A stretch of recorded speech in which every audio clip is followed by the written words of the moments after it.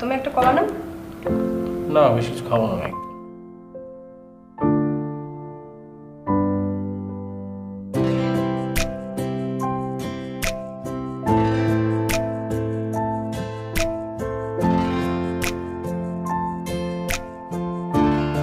এত সকাল সকাল কার ফোন? আর বলো না জিএম সাহেব, একটা কাজের জন্য এতবার ফোন দেওয়া লাগে? দাঁড়াও, আজ অফিসে গিয়ে জিএমকে কড়া ধমক দিতে হবে। সে তোমাকে এত বিরক্ত কেন করে? আরে না না, তোমার কিছু বলার দরকার নেই, আমি ম্যানেজ করে নেব। আর না, আমি আর খেতে পারবো না, আমার অলরেডি অনেক দেরি হয়ে গেছে, আর আমার জন্য ও অপেক্ষা করতেছে, আমার যেতে হবে। ও কি অপেক্ষা করছে? স্পেশাল কেউ? আরে না না, দেখো না বারবার ওই জিএম সাহেব ফোন দিচ্ছে, ওনার কথাই বলছিলাম। জিএম এর প্রায়োরিটি আমার নাস্তার চেয়েও বেশি। কাম অন ডার্লিং, তোমার থেকে আমার কিছু বেশি আছে বলো? তোমার প্রায়োরিটি সব থেকে বেশি। এটা খেয়ে যাও। না বললাম তো খাবো না, অনেক লেট হয়ে গেছে, দেখো না বারবার ফোন দিচ্ছে। থাকো, অনেক লেট হয়েছে।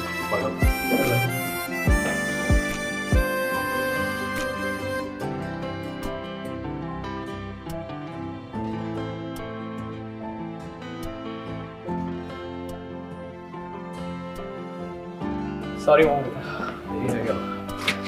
কি অবস্থা তোমার বলো? তা তো তোমার দেরি হবে, আমার থেকে বইয়ের প্রায়োরিটি যে বেশি। আরে কি বলতেছো সব বাদ দাও। তারপর কি অবস্থা তোমার? ডাক্তার কাছে গিয়েছিলে? হ্যাঁ, ডাক্তারের কাছে যাওয়া হয়েছে। ডাক্তার বললো সব ঠিক আছে, শুধু ডায়াবেটিক্স আর প্রেশারটা একটু বেশি। ও আচ্ছা আচ্ছা, ঠিক আছে, তাহলে তুমি ঠিকভাবে ওষুধ দাও, আর হচ্ছে চিকিৎসার জন্য কোনো কমতি না হয়, বুঝছো?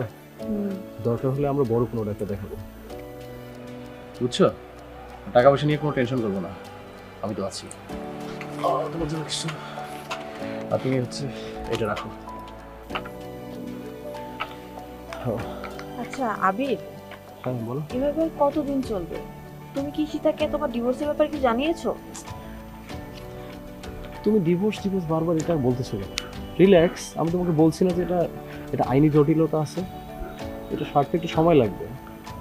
কিন্তু আবির, মা তো খুব চাপ দিচ্ছে, আর এভাবে তোমার সাথে মেলামেশা করা এলাকার লোকজনও খুব ভালো কথা বলতেছে।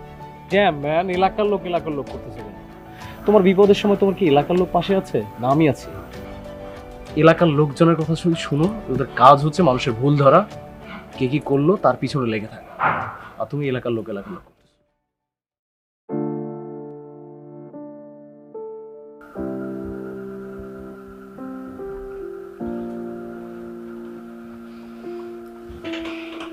মা কেমন আছো?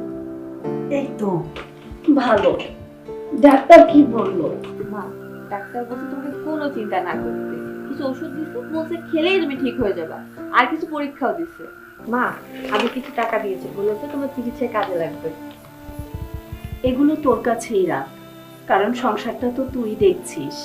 হ্যাঁ মা, বাবা মারা যাওয়ার পর আবির আমাদের সংসারের পুরো দায়িত্বটাই নিয়ে নিয়েছে। একটা অফিস ক্লার্কের জন্য কেউ এতটা পরে আমি কখনো দেখিনি। বাবার জন্য না আপু, সে তোর প্রতি আকর্ষণ বোধ থেকে এসব করছে। দেখিস, যেই দিন আকর্ষণ শেষ হয়ে যাবে সেই দিন আর এই দায়িত্ববোধ থাকবে না। তুই কথা কম বল। এই যে দামি দামি ড্রেস পরতেছিস, নামি দামি কলেজে ভর্তি হয়েছিস, আবির না থাকলে একবার হতো। তার মানে তুই বিনিময় নিচ্ছিস আবিরের কাছ থেকে? এটা তো কোনো বিনিময় না মা, এটা সমঝোতা। আমাদের জীবন বাঁচানোর জন্য তুই সমঝোতা বলছি না। কিন্তু এর ফল কি হবে ভেবে দেখেছিস আপু? আবির ভাইয়া যদি তোকে বিয়ে না করে? তুই এমন কেন ভাবছিস নবীনা? আবির আমাকে কথা দিয়েছে কিছুদিনের মধ্যেই ওর বউকে ডিভোর্স দিয়ে মায়ের সাথে কথা বলতে আমাদের বাড়িতে আসবে। এ ধরনের সম্পর্ক ভালো হয় না মা, ফলাফল যাই হোক না কেন একজনের কপাল তো পুড়বেই। মা, এসব তুমি কি বলছো? তুমি ওদের সংসারের কথা ভাবো। এই যে এত খরচ, তোমার চিকিৎসা, নবীনের পড়াশোনা, সব কই থেকে আসবে? আর আর আমি তো কোনো অন্যায় করছি না মা। আবির আমাকে ভালোবাসে, আমাকে বিয়ে করবে, ও কথা দিয়েছে।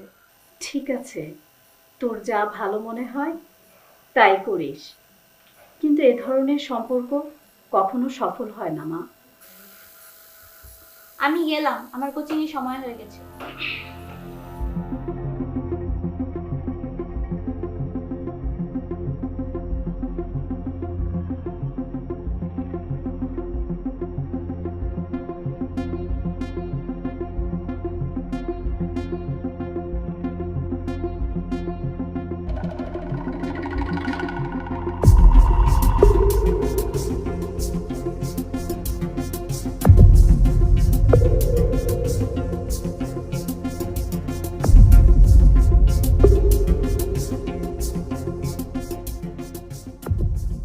কি অনেক রাত তো হলো, চলো এবার ঘুমোতে চলো।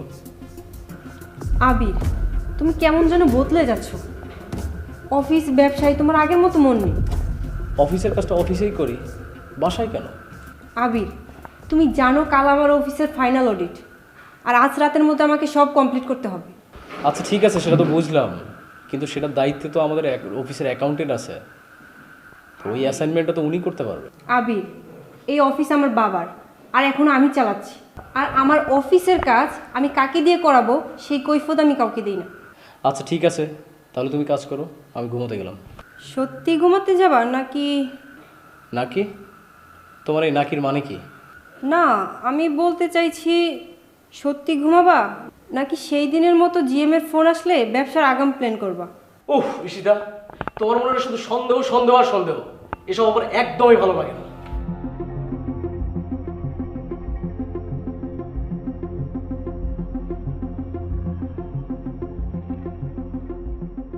গুড, খুবই ভালো সংবাদ। নবীনাকে তুমি একটা ভালো কলেজে ভর্তি করেছো। থ্যাংক ইউ আবির, তুমি না থাকলে যে এটা কিভাবে করতাম। থ্যাংক ইউ বলার কি আছে এখানে? তোমার বাবা আমাদের একজন অফিসের সিনিয়র কর্মচারী ছিলেন। আমাদের ফ্যাক্টরিতে একটা দুর্ঘটনায় উনি মারা গেছে, আর উনি মারা যাওয়ার সময় ওনাকে আমি কথা দিয়েছিলাম যে তোমাদের পরিবারের দায়িত্ব আমি নেব। আচ্ছা আবির, এটা কি শুধুই আমার বাবার প্রতি শ্রদ্ধাবোধ, দায়িত্ববোধ, অন্য কি কিছুই নেই? না, এরকমটা কেন হবে?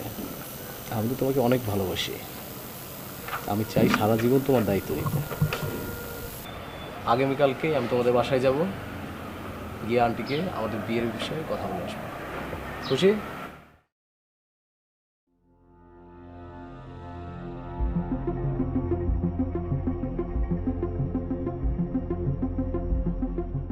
হ্যাঁ, হ্যালো ঈশিতা। হ্যাঁ হ্যাঁ, আমি একটা ক্লায়েন্ট মিটিংয়ে আছি, তো তাই আমার একটু ফিরতে দেরি হবে। কি বললে, আগামীকাল সন্ধ্যায়? কিন্তু না মানে, কিন্তু আগামীকাল, আচ্ছা আচ্ছা আচ্ছা ঠিক আছে, আচ্ছা হ্যাঁ আচ্ছা ঠিক আছে, তাহলে আমি আগামীকাল সন্ধ্যায় শেরাটনে পৌঁছে যাব। আচ্ছা ঠিক আছে, ওকে। সরি মৌমিতা, আমার মনে হয় আগামীকালকে তোমাদের বাসায় যাওয়া হবে না। জরুরি একটা ক্লায়েন্ট মিটিং আছে, ওখানে অ্যাটেন্ড করতেই হবে। সো বুঝতে পারছি, মানুষ ইচ্ছা না থাকলে যে কত এক্সকিউজ দিতে পারে। এক্সকিউজের এখানে কি আছে? এটা খুবই সিম্পল এবং নর্মাল। আমি তোমার সাথে তোমার সামনেই কথা বললাম, তুমি তো শুনলে যে আমি ঈশিতার সঙ্গে কথা বললাম যে আমাদের একটা ক্লায়েন্ট মিটিং আছে, ও আমাকে বলতেছে, তো এটা অ্যাভয়েড করার কোনো ওয়ে নেই। এরকম তারিখ গত কয়েক বছর তুমি ওকে কতবার দিছো? আচ্ছা ঠিক আছে, আমি তো বললাম যে তোমাকে এইবার আমি খুবই সিরিয়াস।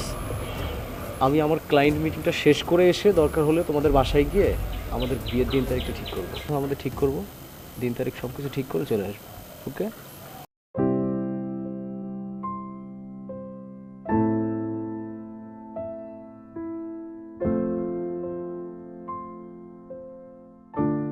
ঈশিতা, আগামী মাসের 12 তারিখে আমার 2-3 দিনের জন্য চট্টগ্রাম যেতে হবে। কেন, নতুন কাউকে পেয়েছো নাকি? মানে কি বলছো তুমি? তোমার কি মাথা খারাপ হয়ে গেছে? আরে তুমি তো দেখি সিরিয়াস নিয়ে নিয়েছো, আমি তো জাস্ট ফান করেছি। আচ্ছা বলো, তোমার কি এমন গুরুত্বপূর্ণ কাজ, কিসের জন্য তোমার চিটাগাং যাওয়া লাগছে? আমি তোমাকে বলেছিলাম না যে আমি আলাদা করে একটা বিজনেস খুলতে যাচ্ছি, তো ওটারই হচ্ছে আমার ক্লায়েন্ট মিটিং আছে, এই জন্যই যেতে হবে। কেন, আমার কোম্পানিতে কাজ করতে তোমার কোনো সমস্যা হচ্ছে? আরে না না, আমি আসলে চাচ্ছিলাম যে আমার একটা নিজস্ব বিজনেস থাকুক, আর তুমিও গর্ব করে বলতে পারো যে তোমার হাজবেন্ডের একটা নিজস্ব বিজনেস আছে, সে একজন বিজনেসম্যান। ও আচ্ছা, তাহলে তুমি জিএমকে সাথে নিয়ে যাও, তাহলে তোমার উপকার হবে। তুমি বারবার এই জিএম জিএম কেন করো? কারণ আমি দেখেছি জিএম এর প্রতি তোমার আস্থা ও বিশ্বাস অনেক বেশি। যাই হোক, অনেক রাত হয়েছে, ঘুমিয়ে পড়ো।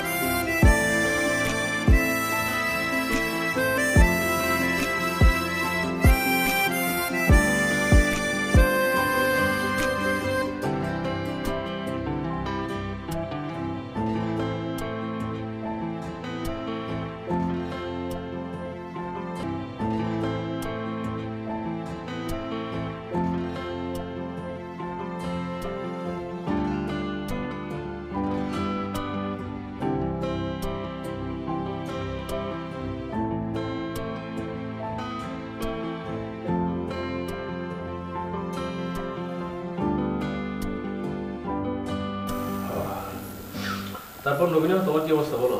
কলেজ কেমন চলছে তোমার? ভালো। Good, very good. শোনো, মন দিয়ে পড়াশোনা করবে, আর কোনো রকম সমস্যা হলে আমি তো আছি। বাবা আবির, 12 তারিখ তো খুব অল্প সময়, এত কিছু এই সময়ের মধ্যে কিভাবে সম্ভব? সেটা আপনাকে চিন্তা করতে হবে না, সব কিছু আমি করব। আর এখনও যেহেতু ঈশিতাকে ডিভোর্স দেওয়া হয়নি, সো আমি ভাবতেছি যে আমাদের বিয়ের পর মৌমিতা এখানেই থাকুক। কোনো এক সময় আমরা সময় করে আলাদা বাসায় ওকে আমি নিয়ে যাব। কিন্তু ভাইয়া, এটা করা কি ঠিক হবে? লোকজন কি বলবে? এখন লোকজন কিছু বলে না। শোনো, লোকজনের কথায় কান দিয়ে কোনো লাভ নেই। এখন নিজের সুবিধাটা বুঝতে হবে। আর লোকজনের স্বভাব হচ্ছে অন্যের দোষ ধরা। সো লোকজনের কথায় কান দিয়ে কোনো লাভ নেই। লোকের কথা কিছু শুনতে হয় বাবা। সমাজ সমালোচনা করে বলেই আমরা ভালো মন্দের ফারাকটা বুঝতে পারি।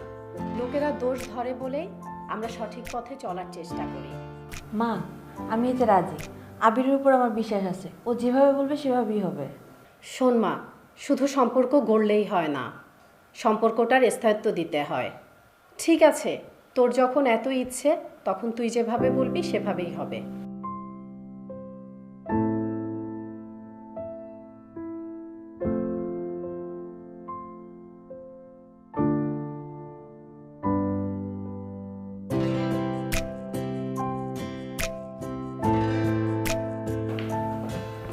কি ব্যাপার, এত সেজে গুজে তাড়াহুড়ো করে কোথায় যাচ্ছ?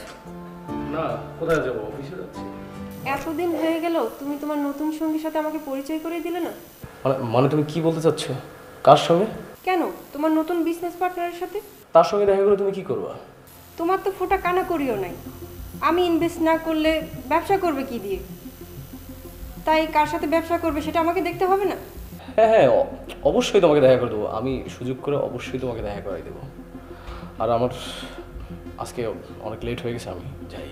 একটু বসো, তোমার সাথে কথা আছে।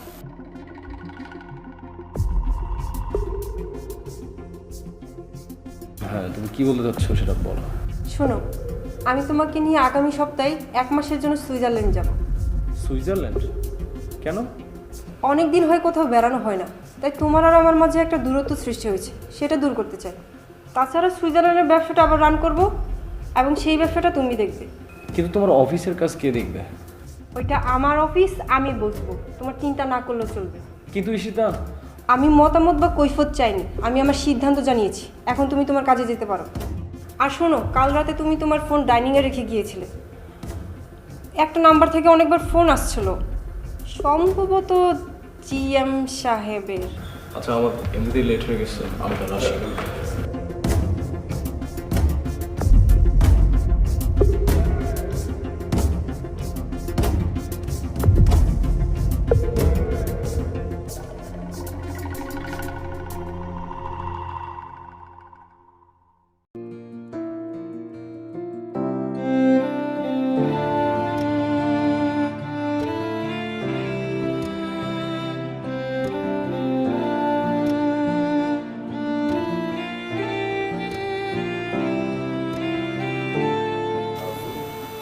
আপু, এই সময় এভাবে মন খারাপ করে রাখলে তো তোর শরীর আরো বেশি খারাপ করবে। কি করবো বল? আজ 4 মাস যাবত আবিরের কোনো খবর নেই। সে বিয়ের 1 সপ্তাহ পর চলে গেছে, না কোনো ফোন না কোনো যোগাযোগ। আমি তোকে বলেছিলাম না এই বিয়ের ফলাফল ভালো হবে না? আসলে উনি তোর শরীরের লোভে তোকে ভালোবেসেছিল, এখন সেই মোহ কেটে যাওয়ায় কেটে পড়েছে। না, আমার মনে হয় আবিরের কোনো বিপদ হয়েছে। আমি তোকে আগেই বলেছিলাম ওই লোকটার বউয়ের টাকার গোলাম, সে টাকা ছেড়ে তোর কাছে কখনোই আসবে না। আজ 4 মাস হয়ে গেল, আসতে না পারুক অন্তত একটা ফোন তো করবে।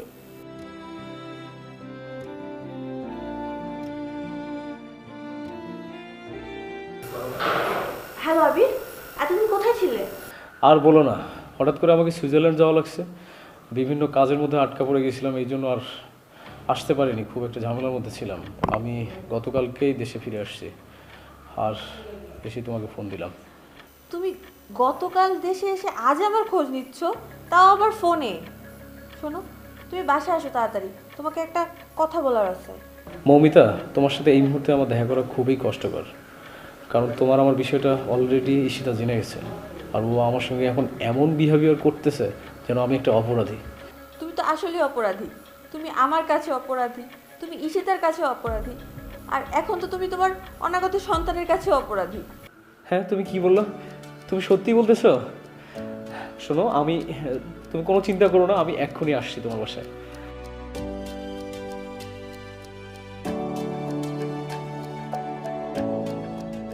কি ব্যাপার, তোমাকে এত খুশি খুশি লাগছে কেন? কোথাও যাচ্ছ নাকি? না, কোথাও না, আমি তো অনেকদিন পর দেশে আসলাম, তাই ভাবলাম যে বন্ধুদের সাথে একটু আড্ডা দিয়ে আসি। তোমাকে আর আমি একা কোথাও যেতে দেবো না। বিদেশ থেকে এসে বুঝতে পেরেছি তোমার সঙ্গ আমার কত প্রয়োজন। এখন থেকে তুমি যেখানে যাবে আমিও সেখানে যাব, এমনকি দুজনে একসাথে অফিসে যাব। না, কি হয়েছে তোমার বলো তো? তুমি হঠাৎ করে এরকম পাগলামি কেন শুরু করলে? পাগলামি না আবির, আমি চাই না তুমি আমার জীবন থেকে হারিয়ে যাও, কেউ তোমাকে আমার জীবন থেকে কেড়ে নি। কি আবল তাবল বলছো? আর তোমার লাইফ থেকে আমাকে কে কেড়ে নেবে? তোমার মতো হ্যান্ডসাম ছেলেকে কেড়ে নেওয়ার মতো মেয়ের অভাব নেই, তাই আমি সিদ্ধান্ত নিয়েছি বাংলাদেশের ব্যবসা গুটিয়ে সুইজারল্যান্ড চলে যাব। আর কি বলছো তুমি এসব? এটা কি সম্ভব কখনো? কেন সম্ভব নয়? তুমি ভালো করেই জানো আমি যা চাই তাই করি। বাবার অমতে তোমার মতো গরিব অফিস কর্মচারীকে বিয়ে করা কি অসম্ভব ছিল না? কিন্তু ঈশিতা, তুমি কিচ্ছু ভেবো না, আমি সব কিছু ঠিক করে এসেছি। আগামী মাসে আমরা বিদেশ চলে যাব, আর এই কয়দিন তোমাকে নিয়ে বাংলাদেশটা ঘুরে দেখতে চাই। তুমি যা ভালো মনে করো। তুমি একটু বসো, আমি রেডি হয়ে আসি, তোমাকে নিয়ে গুলশান ক্লাবে যাব।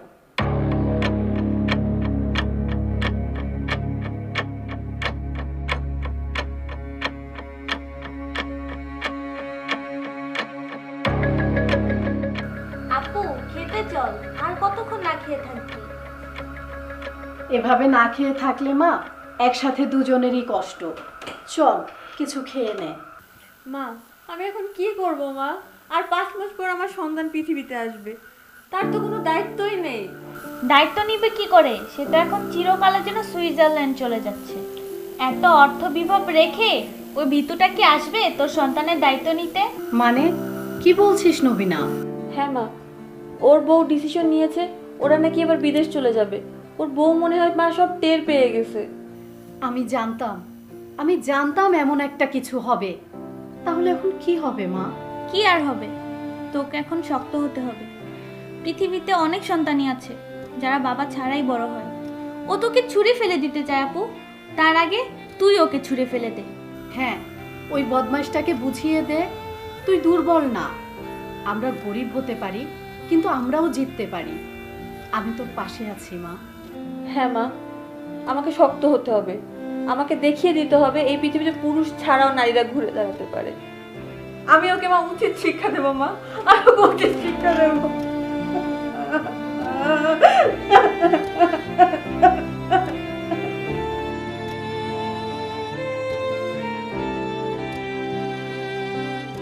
মমিতা, তুমি এখানে? এই নাও, এটা তোমার জন্য। এটা কি? Divorce paper.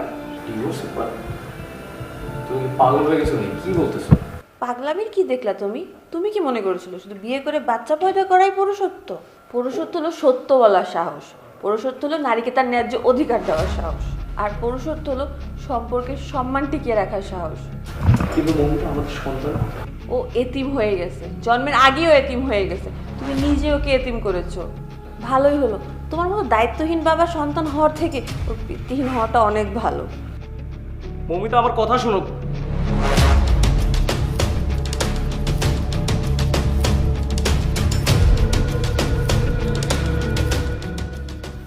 আমি যা বলেছি ঠিক সেইভাবে কাজ করবে। ওই জানোয়ারটার পরিণতি এইটাই হওয়া উচিত। আর তুমি বা তোমার সন্তানের কোনো চিন্তা তুমি করো না। তোমার পরিবারের সব দায়িত্ব আমি নিলাম, যেটা পালন করতো আবির। আচ্ছা, আমি উঠি।